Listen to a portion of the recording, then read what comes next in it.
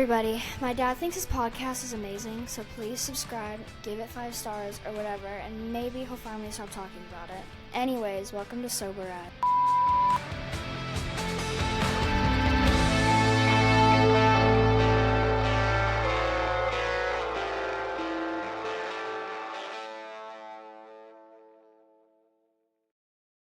Hey everybody, welcome back. This is season 2 of Sober as Fuck. Thank you so much for everybody that listened to season 1.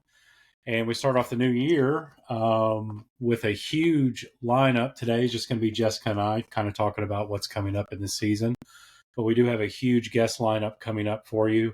We've actually branched out. We're having a couple of authors of some sober books that have been written. Very popular ones, by the way. They'll be stopping by here very soon. And also, please don't forget to rate, review, and subscribe. Also, share the podcast with everybody. This is here to help the community. So the more you do that, the better. Share. And please rate and review. Don't forget, we're on Spotify. We're on Apple Podcast and also on YouTube. So make sure you check all those out. Yeah, absolutely. We want to keep it free. Yep. Keep it accessible. All the things. I was going to say, keep it light. And we got a new setup. We haven't even talked about that yet. Check this shit out, right? Yeah, I mean, it's a new setup with old furniture. I love it. Yeah, that's reuse, right? Go us. That's right. Awesome. Go us. Yeah, new year. We're day 6 into our 30-day challenge. I'm sure we'll be further by the time this podcast comes out. But right now, day 6, I have been horrible about updating. I wanted to post each day on Instagram just to let people know hey, we're actively doing it. And I have completely fallen short on that on the past 2-3 days because we were traveling. Yes. And coming back. And it's just been a cluster. We need a vacation from the fucking vacation we just took. It was just insane. We need another just us vacation. That's right.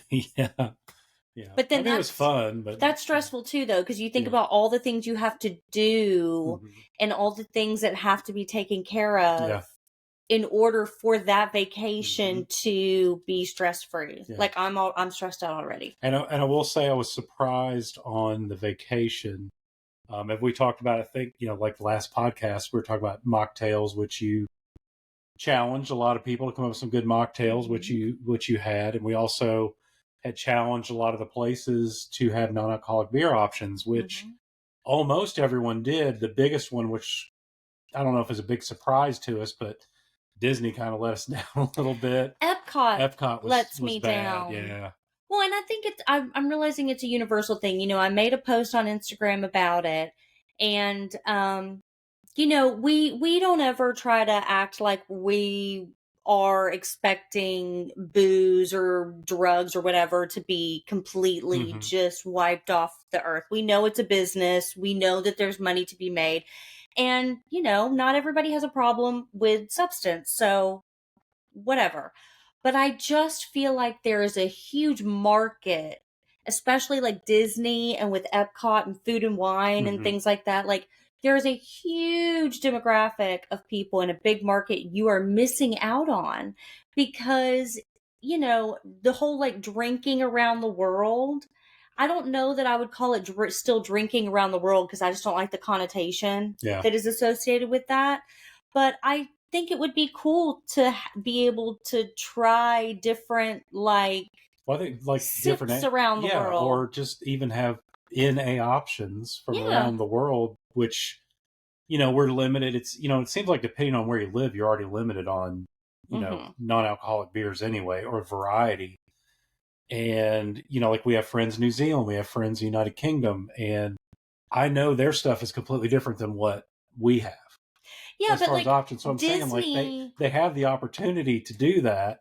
They're choosing not to do it. They offer Heineken 0.0. And they usually tout to be one of the more progressive brands, which again, I understand that alcohol is a business, right? It is a money-making business. So I get it. But I also think that, like, I don't know. I feel about the drinking around the world thing the same way I feel about like zoos and aquariums. Does that make sense? Yeah, like I get it. Yeah. I want to partake in the sense of like I want to sip and eat around the world if there are NA options, but I also feel icky about the whole concept of like getting drunk around the world. Like the whole I don't know, the influence. Like you have the people with T-shirts that were like, you know, oh yeah, whole families and that had that stuff. Yeah, like drinking around the world. But what was I can't remember the one guy's, and this is not what it was at all. But it alluded to something about like I don't remember that because I was drunk or something like that, you know. And it's like a haha. And again, I don't want it to be so PC that like we can't make jokes. I mean, life is supposed to be enjoyed, and you have to laugh at things. But at the same time, and we used to be the people who would get drunk around the world with the kids. Yeah. But I think that there would, it just to encourage, to say, hey, like, you can still enjoy this, you know, the festivities. And here's just an alternative. And then allowing people to partake or not. Yeah. I mean, you know? we enjoyed every bit. I mean, you know, the food to me is the best part anyway. But, you know, we definitely enjoyed it and we stopped But, and. like, would it be so hard in like Mexico to be like, here's a no hito? Right. You know what I mean? Like, rather than like a fruity, sort of more kid slushy drink. Like, I guess something that's more geared towards adults, like that's not boozy. You know what I mean? Well, we're advocating for. How much do you think Disney charges for like a booth rental? If I was like wanted to put my name in, that'll never happen. I'll be like, listen, there's no such thing. As I don't have any money, but I'll get real pretty. Yeah. No. And I'll make drinks. Explain their own stuff. No, I know. But Universal was honestly the biggest surprise because the restaurants at Universal. Yeah, because they definitely had options, which was really cool to see and different. In the park was a different story. Not that I don't think we ever asked because we were just so busy, you know, enjoying the rides and stuff like that. I didn't even seek it out or ask while we were there. But the restaurants outside definitely had plenty of options, which was really good. That was different. Yeah, I mean, and I think that like you don't even have to have as many, like you don't need to have like NA beers all over the world, because when you're not drinking for the effect, you know, I don't really want to be drinking NA beers all around because like I get full and burpy, and then you go on rides. If you just had one option, that's all I'm saying. Like Universal's good because they have like the butter beer. Do you know what I mean? Which I know that's still fruity, but like it's so unique. Yeah. Like they still have little options that, though they're not adult centric, like the blue milk at Epcot's great. They, you know, you can get it with the liquor in it or without. And I just like, we need more options like that. We're working on it. And actually, I think, you know, as the news has just hit over this past week, you know, about them, you know, having to put the cancer that can cause cancer label on alcohol now. And I think now that has come out, which that's already been out in other countries, and I can't speak for those countries other than a few people in Canada that I speak to on a regular basis, but you know, I think it's definitely opening up more options for non-alcoholics. I think too that it won't deter anybody from continuing to drink. I mean, it may that label, it's just a label. A little bit. I don't even think it'll make people think. I think that it is just the beginning of a step. Does that make sense? Well, the same way with, you know, cigarettes were the same way. I mean, it's kind of it's all stages and there are a lot of things, generations, unfortunately. Like we're realizing even like the FDA is a very sort of old school, you know,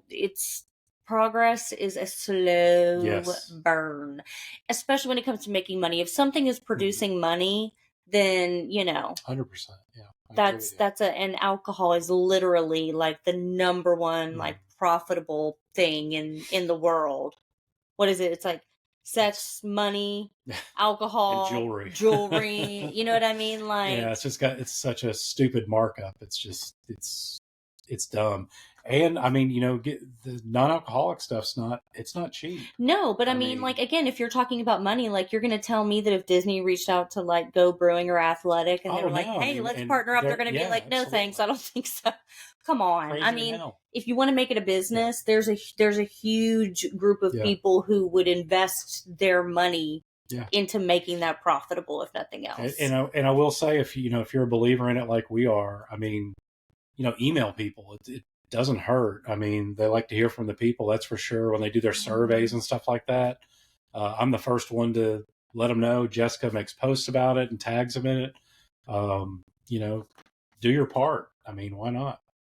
It doesn't hurt. Yeah, absolutely. I think rather than pushing these drinks that are like, get the buzz without the booze, like, come on, like, that is stupid as shit, right? Slippery slope on that. I mean, you're still chasing some sort of effect. Like, that's not, you're missing the mark.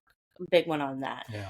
I think it's more that people just want to partake in activities with, I mean, come on, in a perfect world, in a fantasy, like, paradise world, you can do all of the bad things with zero consequence and negative effect.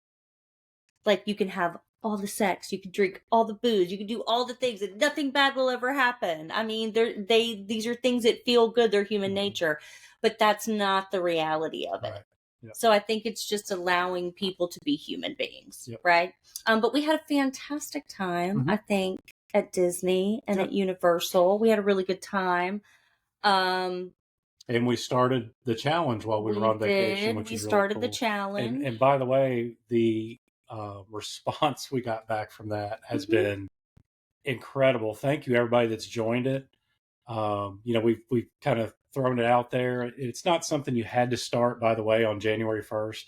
I've had some people reach out to me over the past couple days that I've sent to. It's not a January 1st challenge. It's an anytime you want to start challenge. So if you don't know about it and you would like to join, obviously check us out on Instagram, because we'll send you the PDF to do that.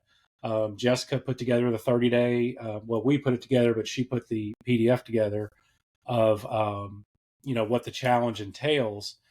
And what we're wanting to do is actually add to that. So we actually really want to make it like a 90-day thing. So we'll do like a 30, 60, and 90. But for right now, we're doing the 30, just kind of see what the response is to. It's been really good. I need to add a disclaimer to it, which I may do. You only have to give up one vice over the course of 30 days. Yeah, not one. I feel like, what if you don't have 30 vices to give up? I mean, and if you have 30 vices you want to give up, by all means, but it's one vice. And I also think that we should give Tim some sort of like gold medal or something at the end, because if you're not following Tim Taylor on Instagram, he is amazing. I mean, he literally like posts videos of himself looking at you in the eye with the Sober as Fuck logo, like doing push-ups and running. He's going to end up being like our logo. So you know how like the NBA logo, right, is Jerry West, dribbling. It's just a silhouette. So somehow we're going to have to get like a silhouette of Tim and make that the logo of the challenge. That's what I'm thinking. I love that guy. I say we do a little play on the the Dos Equis, where it's like, I don't always whatever, but when I do it sober as fuck, He'd be a great one to do that. Yeah. I love seeing that. And I think the whole point of the challenge too, and why people like it is built literally for you. Mm-hmm. So 75 hard's great. There are tons of challenges out there that are like, get it hard, hit it hard. I mean, there's a bunch of them, and I don't mean to sound sexist when I say this, but the majority of them are like driven by these like, macho, like, oh my goodness, protein, yes, like, men, and that's great. Too, no, I know, but they mainly are started by men, and you know exactly what I'm talking about. But ours, well, it's okay. I mean, if that's what I'm bad for, I'm okay with that. But, ours, if you want it to be that, you absolutely can make it that. Like, you can do whatever. but we want to make it more inclusive. I think people like it because rather than it being like a speed up challenge, it really is targeted more towards slowing yourself down, because you cannot accomplish anything until you are centered. So it's like just 2 15-minute movements where you actually have to focus on like aligning your mind and your body for 30 minutes a day and quieting your mind and being intentional about your actions, as opposed to just challenges that require you to meet these like, sometimes ridiculous goals. I mean, they may not be ridiculous for you. They may be ridiculous for somebody else. And then, so event after 30 days, we want to make it so that if you want to up the game, then you'll do 2 30-minute, movement challenges. And we'll kind of do that too. Or you can continue to do the 30 days. But the feedback that we've mainly been getting is that people are like, I feel so much more centered. Yeah, especially like, with the tech breaks. Right. Because they're so small. And that's been my like favorite thing. I take little naps. Because it's normally during the day when I feel like I would be busy, and I just put the damn phone away. Don't do any TV. I don't even read. You just kind of just take a fucking break. See, and I just take little it's like been great, and talk about power really naps, bringing you down. And I've been reading this book. It's about mental work and stuff like that, but it's about kind of like getting some of your hours back throughout the week that you're giving like just stupid energy to that you don't need to. And one of them talks about the tech stuff and like the emails, because my big thing is work, emails from work. And I'm so bad about, oh my God, I got to respond right now because it's an emergency, because people make it out to be. I am learning very quickly there is no such thing as an emergency when it comes to things at work. Unless the building is on fire and there's already going to be fire trucks going there anyway. Yeah. There really is no such thing as an emergency. Unless you are a like trauma healthcare provider. Yeah. I mean, there's things that, they need something right away, but most of it is just like, I sometimes I get stressed if I don't hurry up and get it. And I'm like, hold on, just relax. Because then sometimes you do, when you get in a hurry, that's when you make mistakes anyway. Well, people always talk about slow down, how there's not enough time in a day, right? And I've taken a lot of like my mental space to evaluate that, okay? So everything's on a spectrum. Yes, there are people who work 80, 100 hours a week and their schedules are insane and they don't feel like there are enough hours in a day. But if we are speaking on broad, like general terms, are there really not enough hours in a day? Or is it that you just need to redistribute your time? So, for example, like our daughter, she had a rough last quarter at school. And a lot of it was, I've picked up cheer and late games and I'm just so tired or whatever. Excuses. And well, let's keep it positive. Okay. I'm just messing and so, it was more about like, okay, well, what if you get up an hour early in the morning, which I know to a 13-year-old sounds like horrible. But if you're that tired at night, get up an hour early and get your shit done in the morning. And that may not work, but here's the thing, that may not work for her. We're trying it. But it's not necessarily about get up an hour early or this, that. It's, okay, well, what you're doing isn't working. So just try this for a little while and see. And that might not work either, but then try something else. It's about give yourself the opportunity to hold space for what you need, rather than just going, well, there's not enough time in the day. Well, my favorite saying, which I put on my wall in my office, is, I don't find time to do things, I create it. Because I think you can create your own time. Just like you said, you can wake up a little bit, you can move things around to create your own time to do things. That is a great saying. When do you plan on actually practicing what you preach? That's what I want to know. I'm doing I've been doing When do we get around to the time where... But that was one of the reasons I started getting up early. I was For example, for me to work out uninterrupted. Hey, honey. Uninterrupted. I have a great idea. Why don't you and I go out to dinner tonight? Oh, well, I don't have time. I have... Because we have a podcast. has to do. That's why watching Harry Potter before we film this podcast. Well, I got excited. I haven't watched it in a very long time, and I don't remember it. So yes, I started watching Harry Potter again. Right. It takes me back to one of our first episodes. I think it was my birthday, maybe. And I wanted you to spend time with me on my birthday, and you were too busy doing laundry. But I'm spending time with you now. We're doing a podcast together. So you can't say that. Boom. How about that? I'm going to leave a moment of silence here, okay?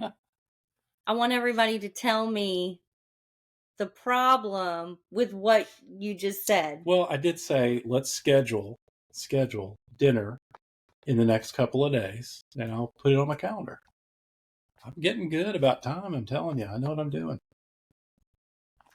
That is the most unsexy thing you've ever said to me. You're going to pencil... The sexy part is the dinner. The scheduling of the dinner, no, it's not sexy at all. But, the dinner part, that's where the sexy comes in. I asked you out on a date, and you told me... that we had to do a podcast. You told me to contact your people so that I could be put on your calendar. That's another thing I may be doing, is getting what's called a virtual assistant. Yeah. What the hell do you think I am? So you'll have to call him or her and schedule that. I don't know.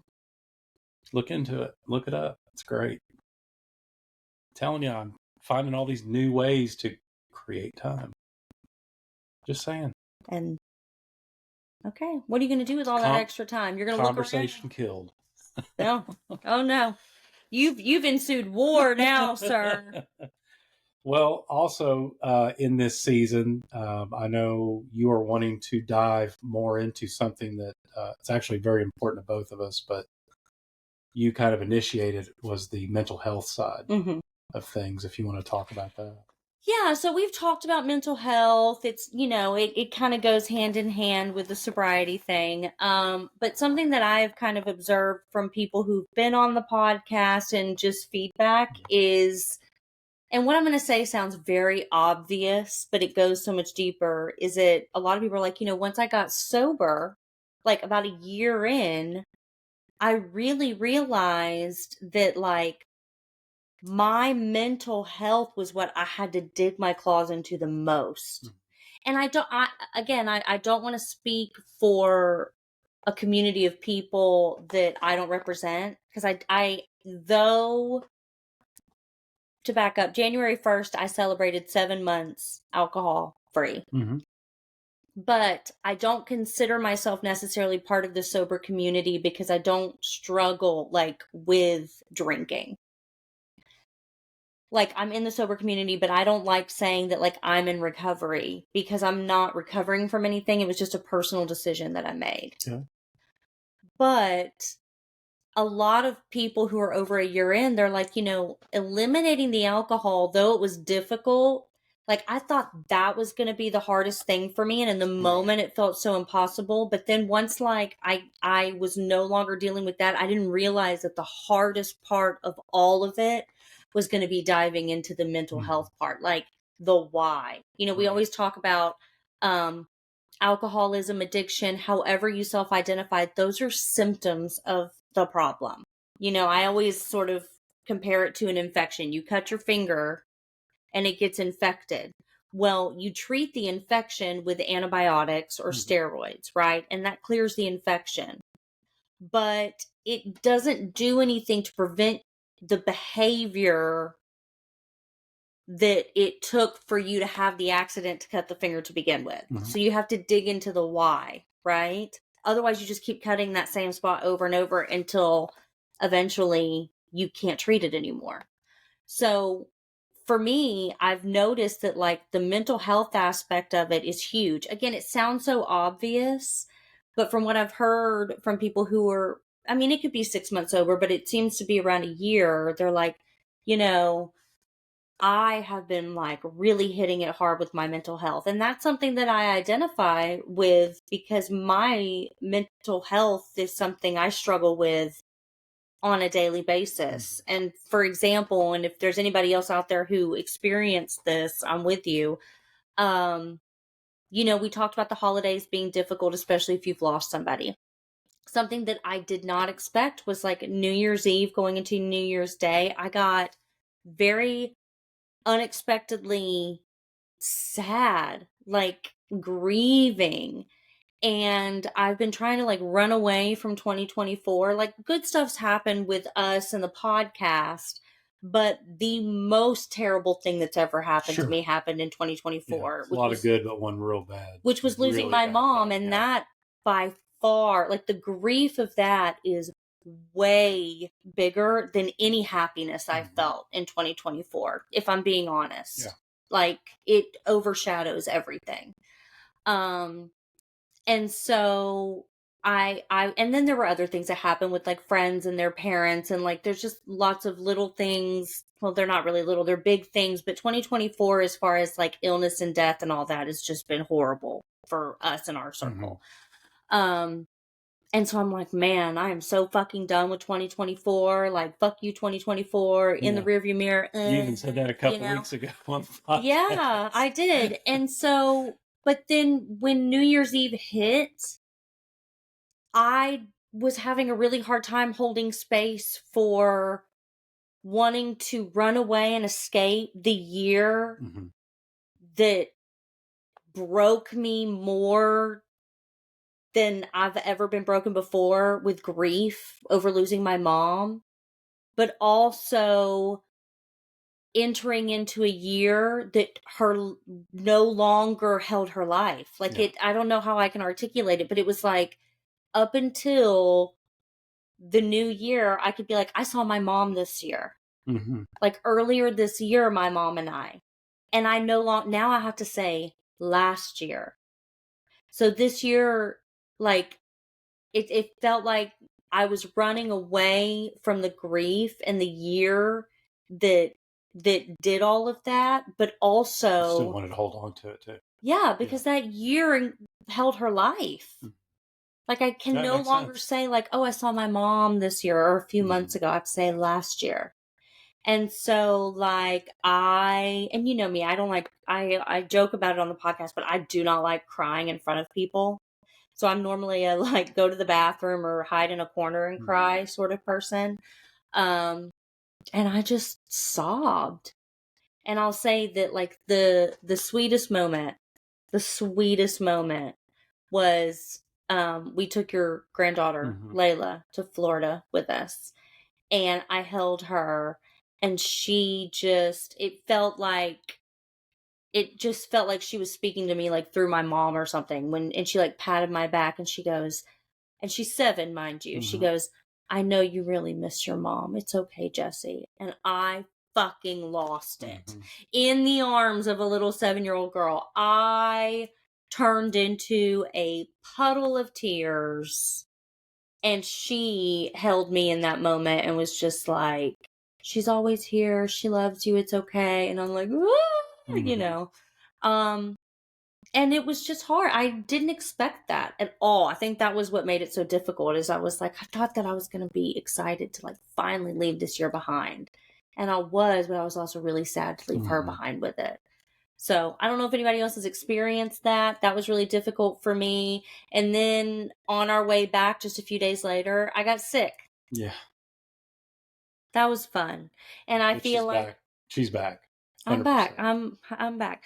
And I think that our body tells us to slow down too. Like, I had a cold and virus and germs, but I also think I was just exhausted. We were also in a big petri dish of virus and. Well, and that brings me back to mental health though. Like, listen to your body. Like your body, like if you don't take those breaks, if you don't slow down and you don't create that time, your body will do it for you. So yeah, 100%. I'm sure I picked up germs, but on the other end of it, I'm sure some of it was just mental and emotional fatigue. My body's like, sit the fuck down, girl. You need to sleep and drink some damn water. And I was like, okay, and I'm fine. But yeah, I really want to hit the mental health aspect of it really hard, like with this season. You know, the sobriety is always there, but I think we're going to branch out and start encouraging more people to join the show, even outside of sobriety. people who are suffering with loss and mental health issues. I have a couple of healthcare provider friends, a husband and a wife. She's a nurse practitioner and he's a physician. Have them on kind of talking more about like the medical side of things. So, just really branching out into the understanding your brain and your triggers and the things that make you tick. Yep. I love it. We're going to try to figure out what's going on up here. there in this big old noggin. That's right. And you have been doing really well with therapy. I want to touch on that before we go too. Like, you really like your therapist, and I think you're surprised about that. I was really surprised because, I've tried it, we've tried it, and it just seems like it never worked out. And I've heard from everybody, you're going to go through 3 or 4 before you find one. And this one, I feel like it's like for right now, I mean, we've only been through 4 sessions, I think. And it's like I hit the jackpot. She's like, perfect. And she's always in the back of my head.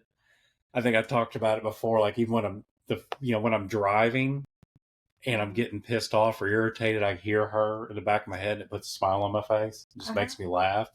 And I just get through the shit. I think I'm going to have her, like with Build-A-Bear, you can like record little voice messages, and I'm going to have a little like therapy bear that you have like buckled in the passenger seat. And anytime you get stressed, you can just like squeeze its hand and she'll just like whisper sweet nothings into your ear. Yeah. But no, it's been good. Yeah. And we have another session next week. I'm looking forward to it because it'll probably be kind of a wrap up of, the madness of the holidays and vacation, trying to get back in the swing of things. It's definitely taken a little bit of a toll on me. I didn't think it would, because last year went really smooth. It was my first sober holiday season. Kind of got through it with no problem. When you were still in the honeymoon phase too. Yeah.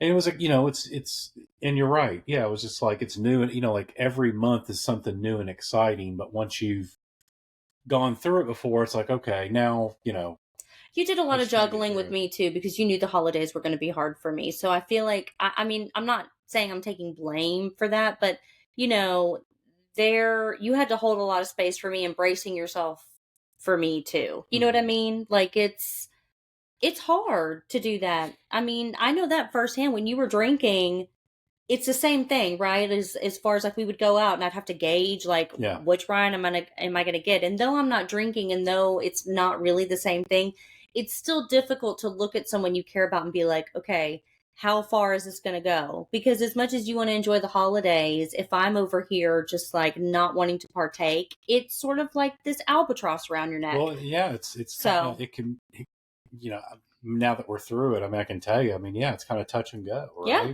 Because, I know at one point we were having which we do every year, we have everybody over, and you looked at me and said, I can't do this. I don't want to do this. And I'm like, well, they're going to be here in about 30 minutes to an hour. Christmas Eve. Do you want me to go ahead and cancel it? Because I'll do it. You know what I mean? It was just, but it was one of those things that, I knew it was going to be rough. I wasn't expecting it, like that close to time, but it happened. We got through it and everything was fine. Sometimes you just need to think things through. And it's the eves. It was Christmas Eve and New Year's Eve. You know what I mean? Well, because Christmas Eve growing up for me, and we have adopted this tradition now. Christmas Eve was more like Christmas Day for us. We always really celebrated on Christmas Eve, and then Christmas that's when Day. You really celebrate with all the family, right? And then Christmas Day was more like you chill and like nobody does anything, and so Christmas Eve was tough.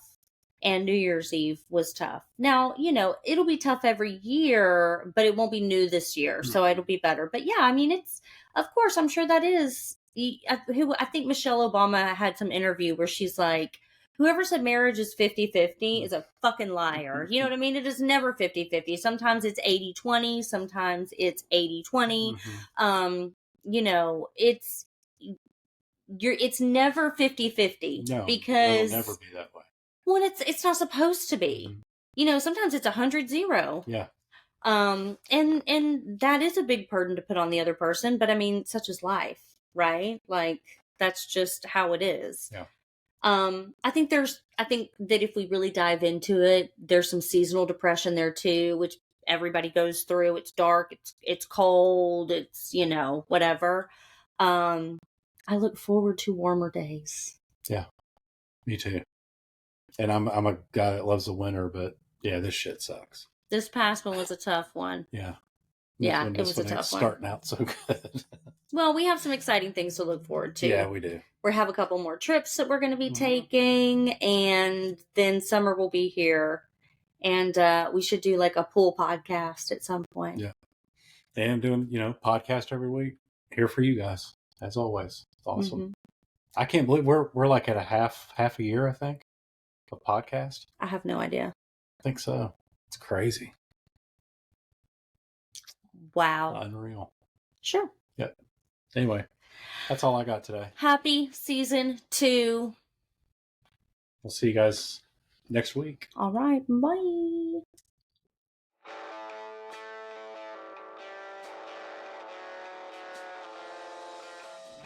If you love the podcast, which I know you do, please like, subscribe, and hit that notification bell to get notified every time we post. That's right. Dropping them, baby.